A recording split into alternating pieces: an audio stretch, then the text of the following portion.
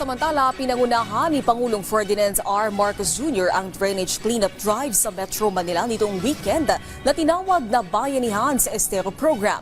Ayon kay Pangulong Marcos Jr., hindi uubra ang flood control projects kung mananatiling barado ang mga estero at upang daluyan ng tubig dahil sa mga basura at water hyacinths.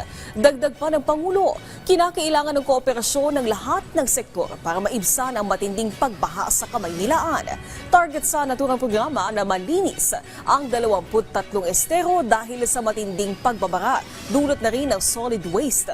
Ayon naman sa MMDA, may 13 pang estero ang nakaschedule na cleanup drive sa pakikipagtulungan sa mga LGU.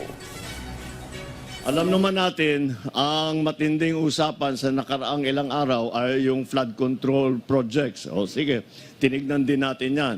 Kahit maganda na lahat ng flood control project natin, kapag ganito pa rin ang ating estero, wala rin, mababaha pa rin tayo dahil walang madaanan yung tubig